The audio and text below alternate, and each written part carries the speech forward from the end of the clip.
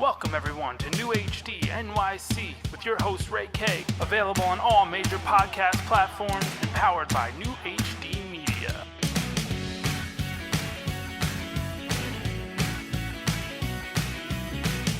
Now here's your host, Ray K. Hey, I have a special guest on my show. I was a fan, as everybody knows, I'm a big Yankee fan. I have one of the most consistent players of the Yankees. Mickey Mantle has said that this man could have played on any of his teams. 15-time Yankee. That's what he said. I saw the quote.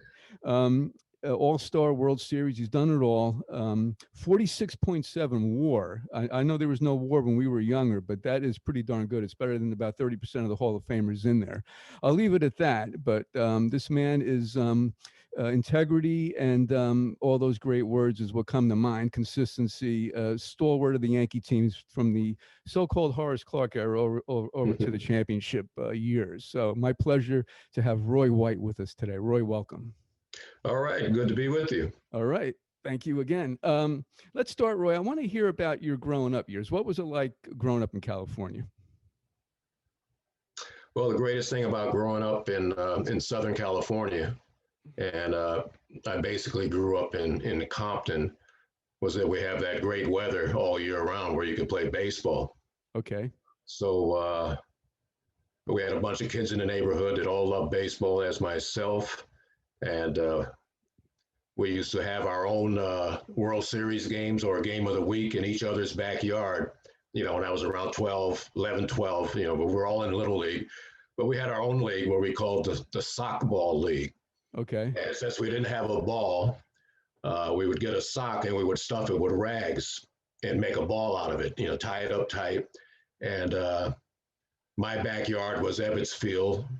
My friend's backyard was the Polo Grounds, and we would have our own game of the week, and we would imitate, the different players for each team. And it was like four of us on a side, and we're pitching from about 20 feet, so you could throw this thing and break off some pretty nasty curves. So I guess it was pretty good early training for myself in baseball. Now, Roy, were you good back then, or were you great back then? Did you have this baseball gift when you were young? Yeah, it seemed to come quite natural. I started watching baseball.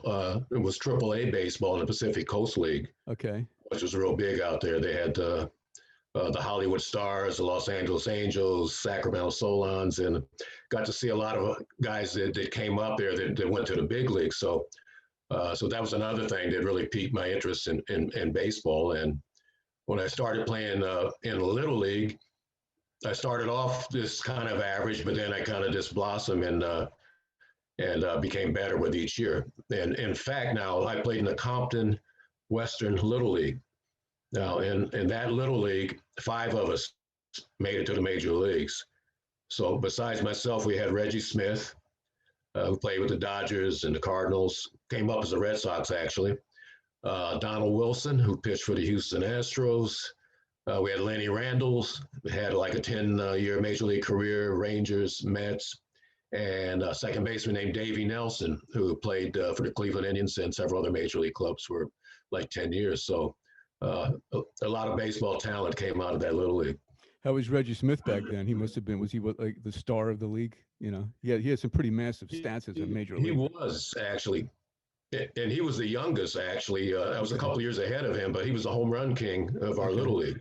Okay. And then later on, we both played at the same high school. I went to Centennial High School. So when I was a senior, he was like a freshman coming up. Okay. And, Roy, go ahead. ahead. Sorry, go. No, that's okay. I said I was a senior, he was a freshman, so we played together a little bit there. Okay. Were you a switch hitter early on? Or like when did you learn to do that? For back then, that must have been a rare thing being a kid. That's when I started very young with that. In that softball league that I brought up, earlier, I used to imitate Duke Snyder and Mantle and Stan Musial, Stan the Man. So I had to hit left-handed when we were playing our games, and I got pretty good at it. And when I didn't have anybody to play with, I used to play a game just by myself in my backyard. In the driveway, we had a lot of rocks, and I had a stick, and I used to throw up these rocks and bat them lefty and righty. going through the lineups of two major league clubs. Okay. Okay. So Okay. that got me good enough. But in Little League, I stayed right-handed, and in like Babe Ruth League, I was still hitting right-handed. And I got to high school. Uh, they put me on the varsity as a freshman. Actually, this is a good story. I was playing basketball, and the baseball season has already started. So uh, the basketball season ended. I'm in my math class, and somebody comes in and says, the baseball coach needs you. Yeah, I looked pretty good, but I couldn't. I could only shoot a little bit. I couldn't Okay. drill. Okay. Okay.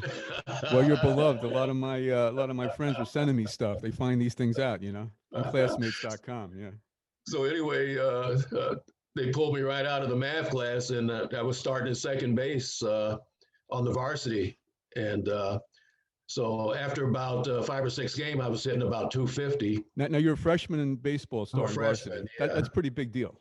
Right. Okay. But the other guys had told him, hey, you got to give Roy. He's really a great baseball player. So he already knew about me and pulled me right out. So I'm hitting 250 after 5 or 6 games. So we're having batting practice one day after that. And I said, hey, coach, can I hit some left-handed? I haven't been hitting that great right-handed. Can I have a few swings? He says, yeah, go ahead. So I hit like 7 straight line drives, and he says, okay, that's it. You can hit lefty all you want. So from that point, when I was about, I guess, 15, I switch hit. So I switch hit in Connie Mack and American Legion baseball in my high school. I had Denny McLean on a couple of weeks ago, so he's kind of fresh on my mind. And when he pitched, he said, as a rule, the lefty batters were low ball hitters and the righty batters were high ball hitters most of the time. Did you find that with yourself as a righty? Do you like the high pitch, as a lefty, the low pitch? Just curious. Yeah, that's very Okay. true. The mantle was the same. Okay. All right. Yeah. Okay. Okay. All right. Now your team, Roy, you had Reggie Smith, right? You had Don Wilson on there, I believe, right? Right. Pitcher. Your team must have been state champions, or you must have been pretty good, right? Actually, our high school team wasn't that good. We had both of those guys. We weren't that good. Wow. Okay. We didn't have much of a supporting cast, around us. So we were just an ordinary baseball team. And in Little League, we didn't play on the same team. A lot of those guys. Oh yeah. Varsity baseball. That's from my yearbook. Do you have the yearbook handy, or do you have not seen these things in years? I do have the yearbook. Okay, so you know all these pictures. Okay. Right. Now, I got one, Roy, with you. I guess you were one of the more popular guys in the school with the girl. Oh yeah, I know that one. I got my Letterman's jacket on. Yeah, that one. You look like you were. I call it a stud, but I mean, you were probably pretty popular in high school, right? Being very good by the time you were a senior, I would imagine. Well, you had to play football to be recognized. Oh, so, football was it? Okay. Yeah, so nobody came out to watch baseball. Okay. How was you? Once I played football, my senior year, I went out for football. My friends made me go out, and I was a running back, and then Okay. more notoriety then. All right. Did you hit homers? I mean, is that your 5'10", 160, Roy? Is that your height, weight all through probably high school up through the majors? I mean, you look pretty big in high school. Yeah, probably. I probably was no more than maybe 158, 160 in high school. And did you hit in the home minor runs? leagues and in the majors, I never got higher than 170. I might start the season at 170, and by mid-year, I was at 165. I'd lose 5 pounds, from the summer and all that stuff. So Okay. Well, let's segue quick. Well, you were playing in the Southern League in the I have my notes here, right? You were playing in Georgia, I believe. Right, Columbus, Georgia. Right, and for the Yankees farm system. Right. Okay. Now, tell me about that, because I mean, you're talking 1960s. The black player down south. I mean, you must have had some kind of issues, or did you have any issues, or how'd you deal with all that? There was plenty of issues. Okay.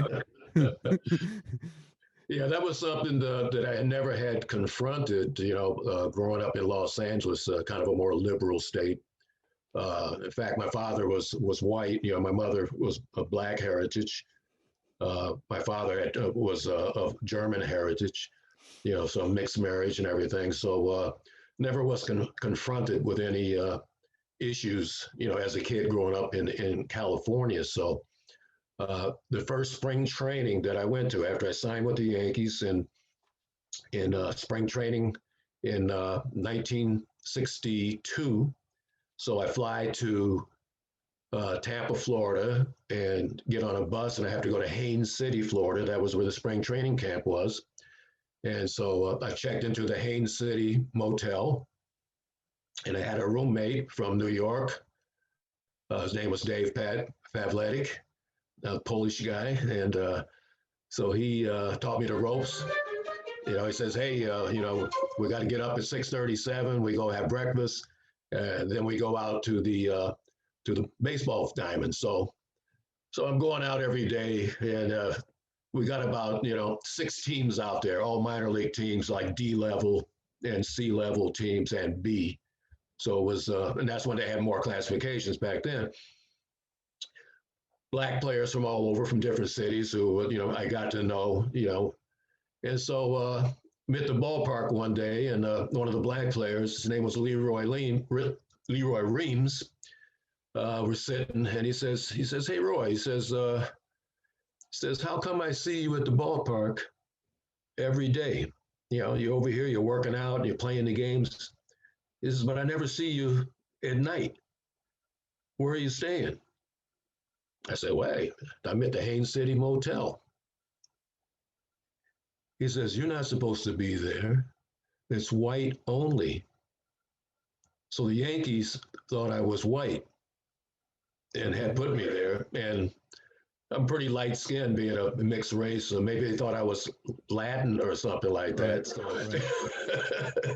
So I ended up the whole spring training. I stayed at the Haines City Motel while the other guys were really across the tracks, staying with a family, in family homes that would take in the black players. So then I ended up making the B team. Instead of going to D, I was supposed to go to Idaho Falls and play in the Pioneer League, which I wasn't looking forward to, because I heard it was like, 35 degrees in April, when you start the season. I'd never been in cold weather. But they let the managers pick their team that spring, and the manager for the B classification team, which was Greensboro in the Carolina League, liked me, and he picked me to go to Greensboro and play second base. So we get on the bus to start the season, to take a bus ride up to Greensboro. We pulled into Greensboro, pulled up to the hotel. Everybody started getting off. And the manager, his name was Vern Rapp. He says, hey, Roy, you and Jim, Jim was a Cuban guy that was a pitcher. So he says, you guys wait here. So all the guys got off the bus. That was all the white players. And then all of a sudden a cab pulled up, and he says, okay, you go with the cab, and they're going to take you where you guys are going to stay. So Jim and I had to stay in separate homes in the black neighborhood in Greensboro. So that was my first taste of, not being in the same hotel with the teammates, and not being able to go to any of the restaurants, that they were going to. So for 4 years, I never stayed in the same hotel with my teammates until they passed the civil rights legislation. And I remember going into Raleigh, North Carolina. We're on a road trip, and the bus stopped, and the guys got off to eat, and I'm sitting on the bus. And so I was hungry, so I decided I would just take a look. So I got out, and I saw a restaurant, and I looked in. I saw a couple of black waitresses. I said, geez, it must be okay. I'll just go in here. So I go in, I sit down, picked up a menu, and I'm looking at the menu. Then I'm looking around for the waitress, I saw what I wanted, and nobody's coming, for like 15 minutes. I'm sitting there. Then finally the black waitress comes over, and I said, hey, yeah, I'd like to have a hamburger and fries. And she says, well, you can't eat it here. You can only get it to take out. We can't serve you. So all of a sudden I lost my appetite, and I said, no, thanks. And I just went back to the bus. And later on, some of the guys brought me some food. So that was kind of a big slap in the face, and the worst feeling you could have, actually, being in that situation and not being able to get served. And I'm thinking, I was saying, well, if black people are working in here, how come you can't eat in here? It doesn't make any sense. But that's the way it was. And at the stadium, you could be called some names, the N word and everything. You mean even when you were in the major leagues, even later on in the 60s? Well, not in the majors as much, but in the minor leagues several times. Okay. I remember one time going to the plate and they announced me, Roy White batting, and I hear a guy yell out. He says, "That ain't true. He's not white. And if you get a hit now, we're going to hang you after the game." Mm.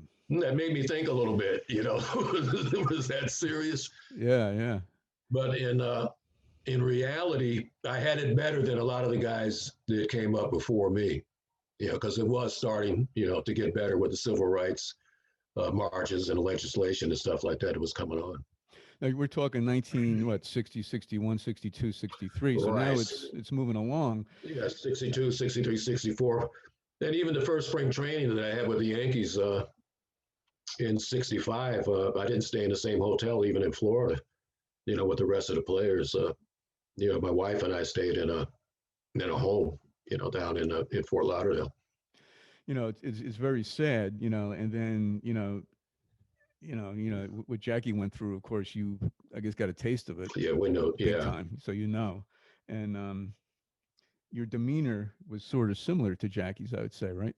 I mean, I don't know if other players dealt with it the same way, or what was your general feeling, if you don't mind, and then we'll move along. But was it anger, or just were you just stoic and just say, I'm just going to play hard and show these guys, or what goes through your mind? Basically, that was it. I'm just trying to get to the big leagues, and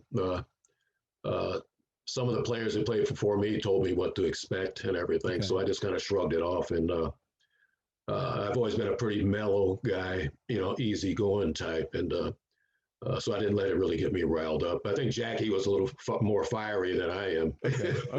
As a personality. Did you know Jackie?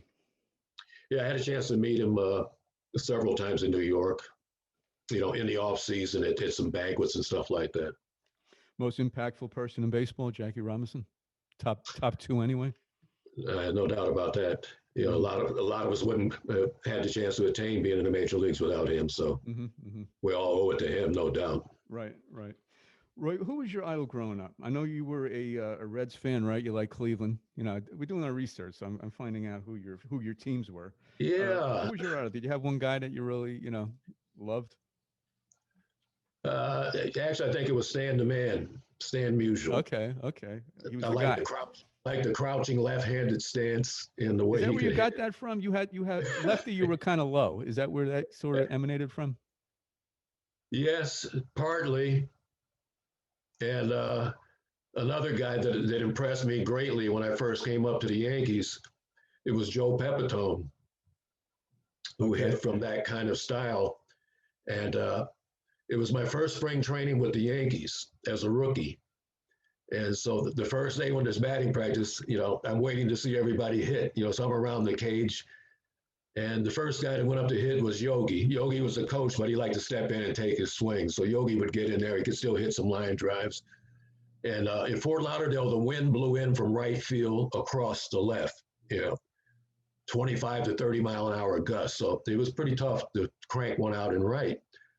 So Maris gets up, and in 8 swings, he hits 1 ball out. So now the Mick comes up. So I'm going to see what Mantl's going to do. Now we're talking 65, 66 year. Right. All right. So now the great Mickey Mantle's up, and you want to see what this guy really has. Yeah. Mantle hits 3 balls out of his 8 swings, know. So now Joe Pepitone comes up. I've never seen Joe Pepitone play, so I didn't know a lot about Pepitone. Right. Pepitone gets up and hits 6 in a row right through the wind. Line drive, from this crouching stance and very fast hands. And I've never seen anybody with a bat as quick as Joe Pepitone. I still tell him that today. I say, Joe, you're my idol. You had a great swing. He's around where I am a lot. He's around here, so I'll tell him he likes fishing around here. Okay. But that started me with the crouching kind of stance. That always stuck with me. So I always hit like that from the left-hand side. Right-handed, I was more upright. Okay, yeah. Okay, so So Joe Pepitone influences you to hit the. Is it because it's a launching style that you're on the left and you could kind of swing it through, or it just feels better now that you're doing that, or you're not even thinking about I it? found out, that I always had a quick bat from the left hand side. Okay. I think because being right-handed, Okay. my bottom hand would be my right hand, so that could pull me through the ball much quicker Okay. when I Okay. was batting on the right-hand side. So, and I think that's what you see with a lot of guys that throw righty and hit lefty. Okay. Probably have a pretty quick bat from the left side. Okay. Okay. Well, I'm going to throw some names out. I meant to do this before we were talking about who your idols were. First, give me a word or two that comes to mind with these names. Okay, these are some old time guys, about 10 guys. Just want to see your take on these guys. All right. All right. Smokey Burgess, however you say it. I had his baseball card. Smokey Burgess. Yeah. That was a quick bat. Okay. When I finally got to see him up close, he was pinch hitting for the White Sox, and he could really turn on the ball. Okay. Ted Kluszewski. Big Clue. Yeah, I remember him well because I was a Cincinnati Reds fan, and he was the first guy that originated the cut sleeve uniforms. And his arms are so big that he cut the sleeves off, and then Cincinnati Reds came up with the cut sleeve uniforms, and that's why I was a Red fan, because I like the unis. Okay. And they could all hit. Gus Bell, last one. Gus Bell. Same thing. Okay. That's Gus Bell, Ted Kluszewski, Wally Post, then Frank Robinson and Vada Pinson, with those guys coming up later. So Okay. Right. my first World Series, I got to play against the Reds, Big Red Machine. So then we got swept. Oh yeah. So about the irony of that. Well, I was going to get to that, but I'll ask you now. Did you, as a fan, you just knew the Yanks were overmatched. As a player, I would imagine you got to feel like you're going to win every game. But did you really have a feeling that you weren't going to win that series with going against them? I kept thinking we were going to come back. Okay. I think what happened was we were still high from just winning that playoff on a Chris Chambliss home run. And the next day we were thrust into the World Series. We only had like a day in between. We had one workout and then we were in the series. So I don't think we had time to regroup. We hadn't come down off of that high. And so we got out of the gate kind of slow. A couple of those games could have went either way, a hit here or there. And that was a great team. It was no shame in being beat by those guys. They got like 4 or 5 Hall of Famers that was on that Big Red Machine team. But we didn't think they were good enough to really sweep us. Okay. Now, Roy, going back, leading up to that, now you're with the Yankees after the legendary 40-year run. I know you mentioned in some other interviews you thought, okay, this is going to keep this. As a fan, I thought the same thing when I was 6. I'm thinking, okay, this is great. I'm a Yankee fan, but every year you're like, what's going on? Right. And tell me about that, about going and playing for that era, even though you guys had some pretty good teams. I mean, in 70, you guys made a good run, right? Going into against the Orioles, or one of those years. I know you were 17 out. Right. Yeah. Might have been 68. No, I think it was later. Okay. Might have been 70. Okay. That might have been 1970 because Fritz Peterson pitched and won 20 games that year for us. Okay. But yeah, it was kind of crazy because when I signed with the Yankees, and as a kid, this is another story. I had no idea that the Yankees were interested in me. Right. There was no draft when I came up. So, I knew I've seen the scouts from the Angels and from the Tigers and Houston Astros and various teams. I never saw the guy from the Yankees. So when I graduated from high school, the first knock I got on the door was a scout from the Yankees. And he says, I've been watching you your whole high school career. I was like amazed. I've never seen this guy before. Are you kidding me? He says, and you're the kind of guy we like to have in a Yankee organization. He had a contract in his hands ready to sign. Wow. So I said, well, let me think about it, because I was kind of in shock. So I talked to my American Legion coach and my high school coach. And because I was from just a single mom. And so I went to those guys and they said, well, they're the first ones that ask you, and you always wanted to be a big league ball player. So here's your shot, go ahead and go for it. So basically I signed then. I got $4,000 was my bonus. and it was 2,000 was only guaranteed. It said you'll get 2,000 when you sign, and when you make the Yankees, you'll get the other two. Wow. Wow. So I was a little disappointed in that bonus because a couple of my buddies got like 20 grand, and I thought I was good as those guys. My buddy got 25 from the Pirates, and my other high school guy that I played with got 50 from the Detroit Tigers. But anyway, so I took the 4. That was still a lot of money to me, just a kid out of high school. So I said, anyway, I'm going to be in the World Series every year when I get to the Yankees. So it took me 11 years before that happened. I get to the Yankees and everybody was declining. I got called up in 65, and Mantle was on the downside of his career.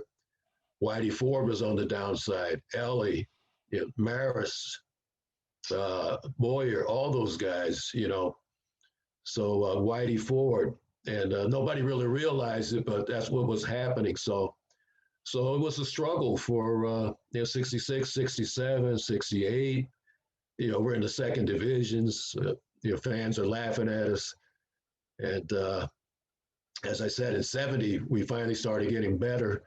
That year we won maybe 95 games, but the Orioles won like 109. We finished second place. I mean, now with today's setup, we would have been in the playoffs and everything. We would have been right in there. Right. You didn't have that then. So we celebrated second place, which got laughed at. We had champagne. So that raised a few eyebrows, but we were happy that we had played so well. So we did have some good ball teams in there. And in talking to fans over the years, a lot of fans said, "Hey, we like those clubs. You and Horace, Jerry Kenny, Celerino Sanchez, Right, Robinson, Danny Cater, Sparky Lyle, some of the guys we had, But it started turning around in the mid 70s. We get Thurman coming up, and we get Greg Nettles in a trade. We get Chris Chambliss. We get Eddie Figueroa, Mickey Rivers. We started really adding some talent to the club, and you can see we were really getting good by that time. My first game ever was the game Mercer hit the 4 homers in that doubleheader against Cleveland. You remember that game? Yeah. You remember that game? The doubleheader? Yeah, Bobby had that good quick bat from the left side, and it's perfect for Yankee Stadium. Yeah. 6 down the line. Do you remember Veda Pinson trying to score from second on the pass ball that game? I don't remember. Okay. No. Okay. Remember Steve Hamilton was throwing the folly floaters, so that was. Oh, you remember that? Yeah, I remember that. Yeah, I thought he threw him every pitch as a kid, So it was. He threw it to you. Remember the Tony Horton game? Yeah. But he throws it to Tony Horton, and Tony Horton asked for one more. Yeah. And then he was crawling. Right. He crawled back to the dugout. Yeah. Right. Well, Denny said, "Were you there when he gave up the homer to Mickey to pass Fox? Were you at that game? I mean, do you remember that at all? I don't know if that's a myth or not. I mean, Denny said he kind of gave it up, and it was like a big thing between him and Mickey on that at bat. Do you remember that at all? Just curious. I wasn't there. Oh, you weren't there for that? Okay. I was in the Army Reserves that weekend. Okay. But I know the whole story. Yeah. And Pepitone, told me about it. Right. Because he was the next hitter. Right. So he told me the whole thing about freehand telling Mick that Denny was going to throw him a fastball. He was going to lay it in there. Right. He didn't believe it. So he took the first one, and it was right down the middle. Right. He said, "Can I get another one?" He said, "Sure." He fouled that one off, actually. Then he said, "From a third one, he hit it out." So Pepe says it's his turn. He stepped in. He looked out at Denny and said, "How about a couple of those for me?" He said the first pitch was right under his chin. He had to dive to get out. I wish they had film of that. Imagine seeing that. Who was your toughest pitcher? Was there one or two? I mean, was McLean tough? I mean, 31-6 that year, or was there anyone, or they were all tough?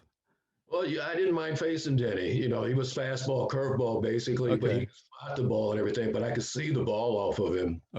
Pretty well. I actually beat him in a game in New York. Okay. Either 1-0 or 2-1. I think it might have been 1-0. It was him and Stottlemyre. 2-1. I hit a 2-run homer off him in the first inning, and those were the only runs in a 2-1 ball game. Stottlemyre won. Right. But I always hated Mike Cuellar, Okay. Okay. left-hand pitcher for the Orioles, and he threw the screwball Okay. at about 4 different slow speeds. And then when you're finally waiting for it, he'd throw a 70-mile-an-hour fastball that would break your bat. You know, he was so smart. But he used to give me fits. I hated Sam McDowell. You know, he was like 6'9". He was like Randy Johnson. Okay. You know, he threw like 100 miles an hour. Right. And then from the other side, who was the other guy I was going to say? Oh, Bert Blyleven. Oh, the curveball he had, I didn't want to see that guy. I mean, it was like unhittable. Okay. Like he could pitch a no-hitter every time he went out there. Wow. Wow. Huh. Always, he would throw a changeup to Stick Michaels, Gene Michaels, you know, with a couple of guys on, and Michaels would hit a triple. You know, we'd end up beating him 3-2 or something like that. But those were tough pitchers, you know, to face. Nolan Ryan was no picnic either. Right. Right. Right. He was the kind of guy that you would look at the papers to see if he was going to be in the rotation when you came into town. And if you saw that he pitched the night before you got there, you were happy. You didn't have to see. Well, let me talk about the outfield in Yankee Stadium. Was it hard playing left with that sun? I mean, did the sun affect the ball like every game at least once during the daytime, or like how difficult was that sun in left? There's not many left fielders left for the Yankees that played in that old Yankee Stadium. You might be my last guy. I mean, what was it like? What was it like out there? It was a nightmare, really. Okay. I was terrified every Saturday. Okay. When I got up in the morning, I would look outside and hope that it was overcast. Because if it was a bright sunny day, then I knew that I was going to be in trouble. And it was always tough to get an angle because, you know, like right at 3 o'clock, that sun would be like dead set in left field. Right. I would try my best to try to get it on the side, either left or the right side. And lucky for me, there was only one that I totally lost that I missed. And that was in a game that Ron Guidry was pitching. And we're playing the Texas Rangers. And Al Oliver, left-handed hitter, hit a slice to left field. So I had to go to my right, and the ball was in the sun like the whole way. So I had to guess where it was at. So I stuck out my glove, hoping that it was going to hit in my glove. It hit me on my forearm. It bounced off the wall, you know, for a 2-base error, you know, that I got. Oh, it gave you an error. He saw the ball until it hit me on the arm. So, but it was tough, and I had seen Norm Seaburn in the World Series, and I think it was in '57 or '58, lose 2 balls in the sun in Yankee Stadium that cost the Yankees some World Series games. So I didn't want that to happen to me. So that was always a fear in the back of my mind that I really don't want to miss the ball out here. And when we had Mickey Rivers, I would tell Mickey, you know, if the ball's at left center, you try to get what you can, because that might be a tough one for me to see. Okay. And I'll worry about the ones going to my right. So that kind of helped out a lot too. Did you ever see anyone hit a ball out of the old stadium over those monuments or over 457th? Anybody ever hit those bleachers? I never saw it as a fan watching it. Have you ever seen it? Yeah, Danny Walton was a right-handed hitter. I think he was with the Brewers. He hit one in those bleachers. And I don't know if Mickey hit one when I was there into those bleachers, but there wasn't very many. Okay. You know? Okay. Was there a difference, Roy, between the '73 stadium and then the new one in '76 playing? You know, with the vastness of the early one. Was there any difference to you? Was it easier in the bigger one or the smaller? It was much easier. In the bigger one. In the bigger one. Back and it was they brought the fences in. It was only 430 to the left center instead of 457. Right. And you didn't have the angle that you had down the line. Remember, it used to be 301 down the left field line, and then it dropped off on a sharp angle all the way to I think 401 to the bullpen, and that was like straight away left. So the ball right down the line, if you ran into that corner and you let the ball get by you, it would just follow the fence all the way out to the 401. You know, it'd be an inside the park home run. So you really had to make sure that you would cut the ball off or cover that corner before the ball would get by you. And the other thing, they moved home plate back 10 feet when they renovated the stadium, and that changed the sun angle a little bit, made it a little wasn't as tough Oh, as the okay. regular Yankee Stadium. Okay. Yeah, that Okay. helped out a lot. Okay. Okay. Now, Roy, swinging ahead, how are you on time here? We're about at the 35-minute mark. Yeah, I got another 5 minutes or so. Sure. Okay. Okay. Um, 77, you don't play much, right? 77 playoffs. You play the most of the season, but for whatever reason, you're not in the World Series. I mean, I know you had about what Right, you, you, right, you right. played you played you had one game maybe, right? Couple at bats. And Um, I didn't have any games. How about that? oh, there were no games. Oh, No games in that World oh, Series. no at bats, no games, not I even think I pinch. pinch hit maybe twice Okay. in that Okay. World Series. Okay. Yeah, that was kind of a low point, Ray, because I played most of that season, and I played in the playoffs actually, a couple of those games in the playoffs also. So prior to that, opening the World Series against the Dodgers, Billy Martin calls me in his office, and he says, if they start a left-handed pitcher, I'm going to play Piniella, and if they start a right-handed, then I'm going to play you. Or if they change pitchers during the game, I might bring you in, for Lou. I said, okay, so, we're playing the Dodgers. I'm from Los Angeles. I've got family there, relatives and stuff like that. So I was looking forward to, starting a game, at least 3 games out of the series or something like that. So they started the left-hander, Lou started. Then they started a right-hander, Lou started. Another right-hander, Lou started. So it was really demoralizing, really not getting an opportunity to play in any of those games. So I really felt, I was angry at Billy for having lied to me, instead of coming to me with the truth. So that was kind of bitter, even though we won that series. And I've told people, now in retrospect, that I regretted that I should have just sat back and rooted for the guys and been, a better teammate. I did root for the guys, but I didn't go to the parade, and I didn't participate, in that part in New York. So, as I said, in retrospect, I should have went ahead and went to the parade and said some of those things and been more of a team guy, but I let my bitterness get in between. So I'm sad about that, for 77. Well, Then well, you're 78, I'm in there every game, almost MVP. So it turned around totally. right. Right. Well, even Roy White's human, right? I mean, there's a.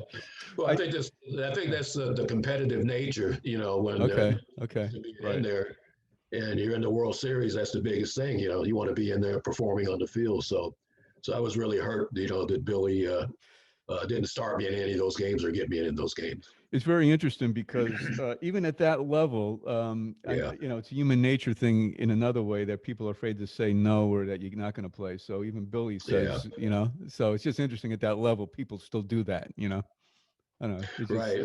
even Billy Martin, you would think from my far away point of view, you Right. think this Right. guy would Right. be a straight type shooter guy, but Right. you know, Yeah, a lot of people think I didn't even play that season, because Lou played in the World Series. They right, thought I was just a backup guy. right. Actually, I had 490 at bats that season. Well, you win the series the next year. Was it pretty cool playing against Reggie Smith, your high school teammate, in the World Series?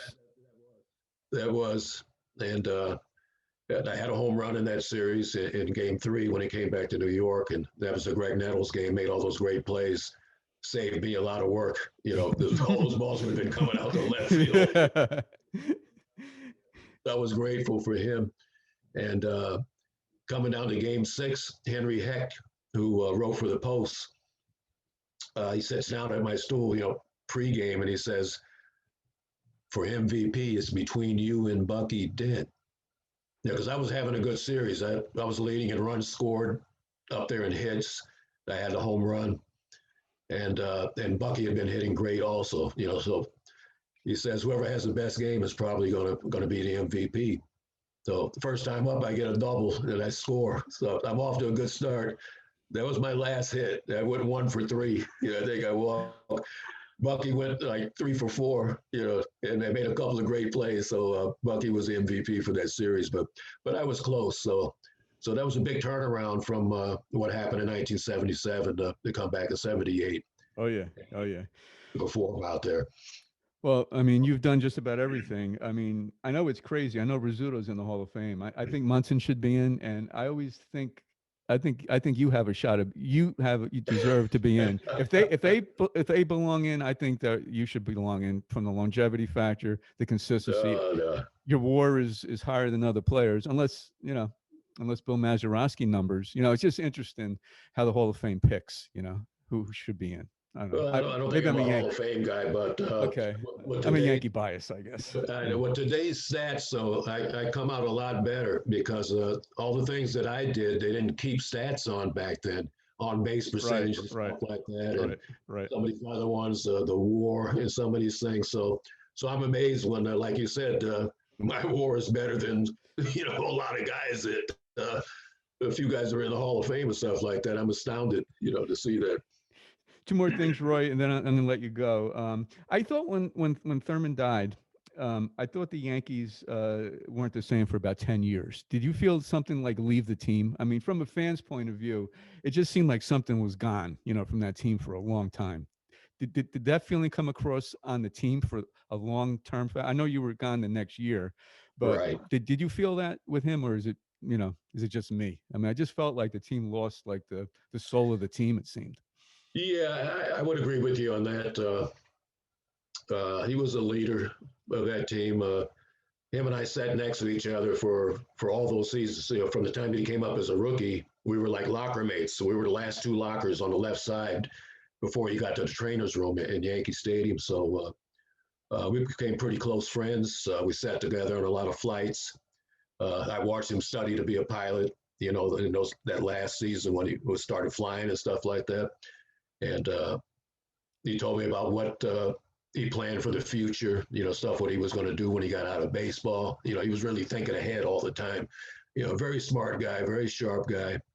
And his favorite thing for me was he says, "Hey, Roy, when I want to have a good dinner, I just look for you, because you know all the best restaurants in the American League." Okay, okay.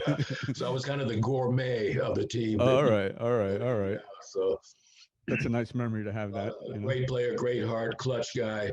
So there was something missing for a while. There's no doubt about that. Right. For Rizzuto, agree with me. I saw him at the airport. I ran that by the Is that school. right? And Okay. he said, "I know what you mean." I'm like, okay. I thought I was right. Um, Roy, just Rose and the steroid era. You think those guys deserve to be in the Hall of Fame? I'll put you on the spot a little No, not really. bit. I Okay. think if you cheated, you shouldn't be in, Okay. no Okay. matter what. Okay. And Okay.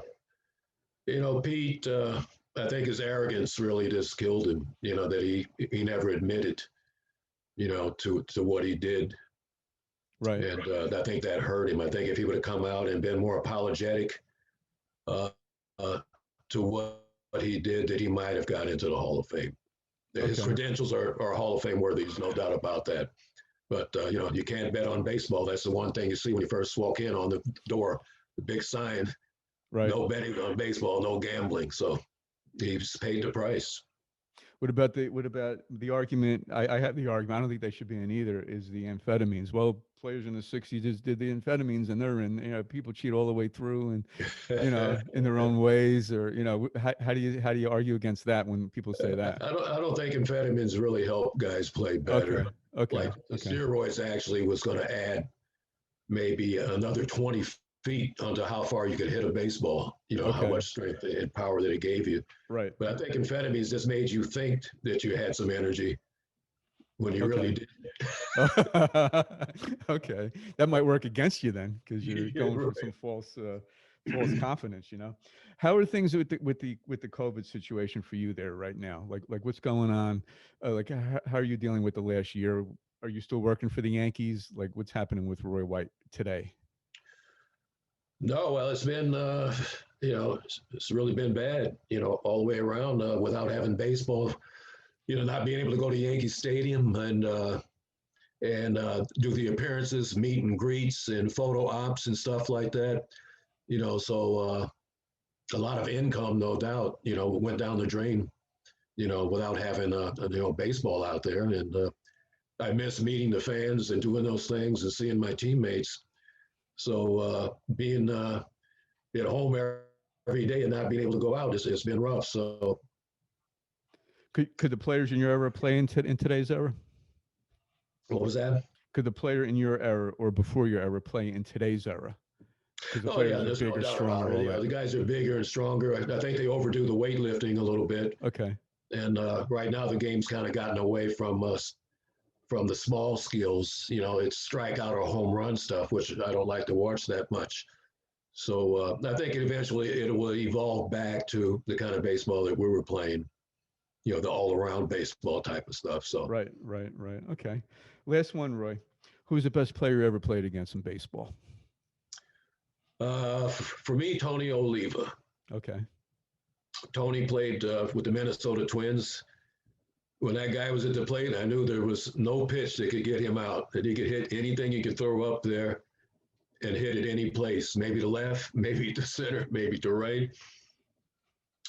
I remember in Yankee Stadium, we were playing him on a Saturday afternoon. I caught 3 balls off of him in left center, about 400 feet away for outs. So the next day, he went 4 for 4 with 2 homers and 2 doubles. The following day, he sees me and he says, I made sure that you're not catching any balls of mine anymore. I moved closer to home plate. He could pull the ball. I mean, that's how good he was. And he could play right field. He had a great arm. And so he was probably the best I played against. Yastrzemski was right up there, too. You know, he was a fearsome player. And the season that he had in '67 was just amazing what he did that season. He carried him right to the World Series. Did Mickey hang around because of the fans? That's what Denny McLean told me on the podcast, that Mickey knew that people came to see Mickey Mantle. He wanted to win and he wanted to try to win the pennant, but did he hang around really for the fans those last couple of years? He was in so much pain with all the injuries and so forth. I don't think so. I think it was more of the Yankees kind of saying, Mickey, we need you. You know, that we don't have much on this team right now, that we still need you to be out there to draw the people and stuff. Okay. So I think he played because of that. Okay. No more than anything. The great teammate, as he wanted to be. Oh, yeah. Oh, great teammate. Treated me great. Me and Mercer, you know, we came up, introduced himself to me in spring training. Hey, I'm Mickey Mantle. Are you kidding me? You know, so he was a great teammate. And he played hard, even with the bad legs. He ran every ball out, you know, like he was trying to beat out a hit, you know, and it was a thrill to play with him. That was one of my big thrills in baseball, really, was the first time that I set foot into Yankee Stadium and walked into the clubhouse, and there was the Mick, Maris, Whitey Ford, Ellie Howard, Bobby Richardson, Boyer, Yogi, and I couldn't believe it. I said, you know, I was watching these guys on TV when I'm in the Little League, you know, and they're still here, and I'm in the big leagues with the Yankees. You know, how could this happen? You know, it was just amazing. So you're like a fan? Oh, yeah. Oh, yeah. Mickey wasn't that big either. I saw him once. He's about 5'10" at most, right? That's it, 5'10", 5'11". But thick around. But, you know, yeah, compact, very well built. Right. All natural, never lifted a weight. Right. Amazing, you know. You see pictures of his build. Yeah. Roy White, the Roy White Foundation. Yeah. We'll look for that. Is that? I know you were kind of held out last year. I know COVID is going to eventually end. I think this year at some point. What's happening with that? Is any events, or I guess is it on hold until? We don't think anything's going to happen for the foundation until maybe 2022. Okay. The way it's going. We were hoping to have something this spring, but I don't think that's going to come about. I'm going to get vaccinated tomorrow, so I'm looking forward to that. You know, right? You know, that'll be a help. But the foundation, you know, I was always interested in education. Education was very important to me, and I grew up reading about a lot of baseball. You know, reading about the players and everything. So, reading and education were the two things that I wanted to make my foundation contribute to. And so we help pay for some college expenses for kids to go to college, you know, that need some help.